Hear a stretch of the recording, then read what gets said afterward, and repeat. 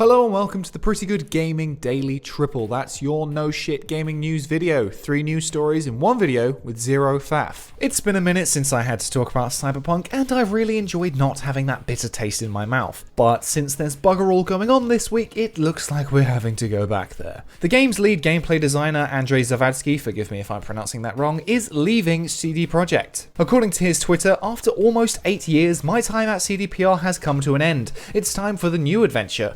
To every person I've met on the way, thank you. It was an honor and pleasure. See you around. Zawadzki joined CD Projekt in the summer of 2013 as a QA tester according to his LinkedIn page, and moved into a full development role in summer 2016. His career history is more detailed than many LinkedIn pages and gives a timeline of his progression from an entry-level role in QA to senior gameplay designer. He lists himself as lead gameplay designer from July 2019 to 2021, but also senior gameplay designer from March 2020 to 2021. I'm not going to pretend to understand all the ins and outs of a specific studio's game development process, but there are things worth looking at here. As senior gameplay designer, his role involved implementing skills and perks, something essential for any RPG, especially one the scale of Cyberpunk. It also mentions UI for the inventory, character progression, crafting, and cyberware. However, he didn't start this role until March 2020, and remember, the game's original release date was April 2020. That release date was pushed in January 2020 to the following September, so clearly we can interpret that up until that point, just 2 months out from launch,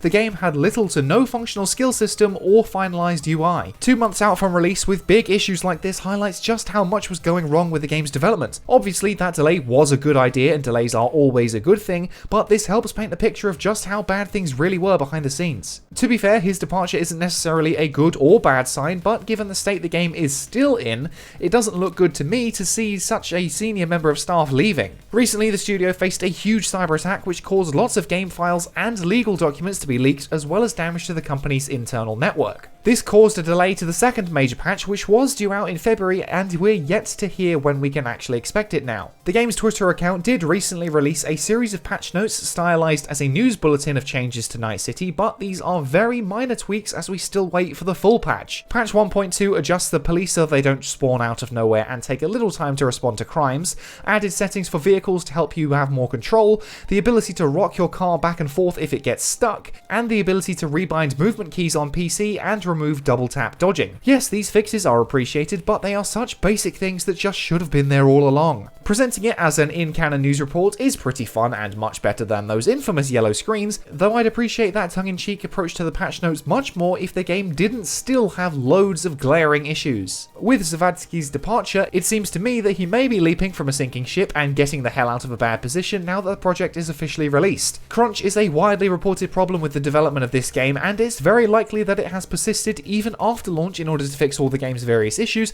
so maybe the guy just wants a little time off. A couple of boys on the Discord were discussing whether this means he was fired or not, but I don't really get that implication. It's a very clean, offenseless goodbye that is deliberately crafted to not suggest anything good or bad. Perhaps for that reason alone it actually does mean bad news, because maybe they're covering something up, but who can say for sure, and I'm already fed up of talking about Cyberpunk again. The game is basically in Last of Us territory now, where it's just no fun to talk about anymore, and god damn it, now I've gone and mentioned both of them. What the hell am I doing? Pain.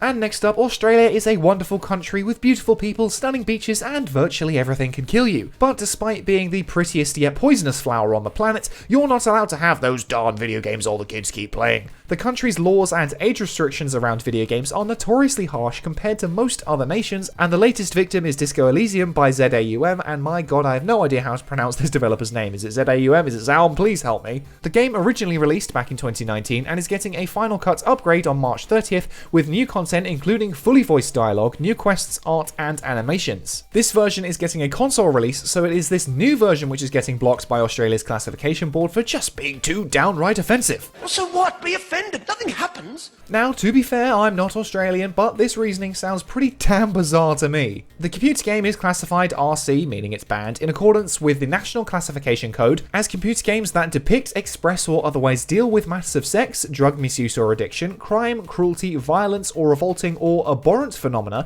in such a way that they offend against the standards of morality, decency, and propriety generally accepted by reasonable adults to the extent that they should not be classified. So to turn that from Australian into to English, the game is banned because reasonable adults won't accept a bit of sex, drugs and violence. I like to consider myself a reasonable adult, maybe some of you disagree, but I'm pretty sure I can handle a video game that contains abhorrent phenomena. Maybe you Australians in the audience can't handle it, but I went to uni with an Aussie and that guy was going through women left and right. I'm pretty sure he won't be affected by a little asymmetric RPG about a detective mystery with a little bit of tits and arse here and there. The game does encourage you to take drugs and drink at times, but not without consequences. Mechanics like this are undoubtedly what contributed to this restriction, but I refuse to accept that something like this warrants an outright ban. The game is made for adults, and adults should be able to decide for themselves whether they want to engage with a game featuring this kind of subject matter. Australia's game rating system has been backwards for years now and comes down hard all the time on things that are otherwise totally fine to see in films, TV, or literature. Chief Executive of the Interactive Games and Entertainment Association, Ron Curry, told The Guardian,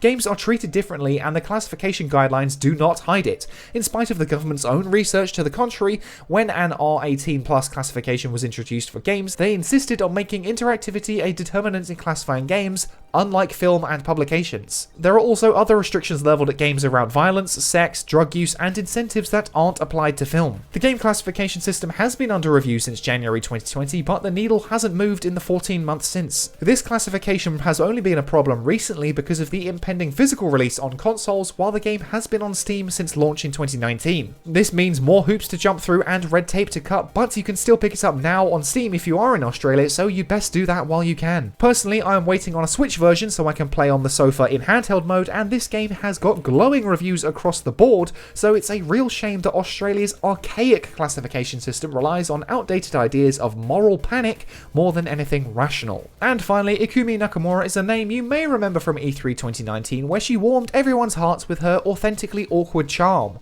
It's spooky. At the show, she announced Ghostwire Tokyo by Tango Gameworks, the studio owned by Bethesda and best known for the Evil Within series, where she served as creative director but left the studio in 2019 after 9 years. After leaving, she bounced between various studios doing freelance work and was thought to be joining one of Sony's teams, but has now embarked on a new venture to launch her own independent studio. Apparently, her reason for leaving Tango was because she was ill for some time. She recalls her time working at Capcom when her seniors would sleep under their desks to make games because they were so passionate, but goes on to mention that even though that sort of behaviour has stopped happening, game development was getting to her health. So she went her own way and took a break from full-time game development with a huge company like Bethesda to find a way to make games while feeling better. She doesn't give many details about what the studio's first game will be, but she admits she's drawn to horror and the grotesque, but with the goal of not making games too seriously. She compares herself to a character like Deadpool and said that the game will be full of dark jokes, which is something I think we're all here for. All of this was explained in a 17-minute video of her exploring various dilapidated buildings and taking photos. The video has some very human revelations about game development and her famous E3 presentation, so it's well worth a watch, though it is in Japanese, so make sure you switch the subtitles on. Thank you. Bye-bye. And that's it for today. If you like this no shit format, go ahead and give the video a like to give it a boost, hit subscribe and the bell to stay notified about all future installments. Toss a coin to your YouTuber over at patreon.com/prettygoodgaming. I've been Henry Cooper. That's all for today. Bye for now.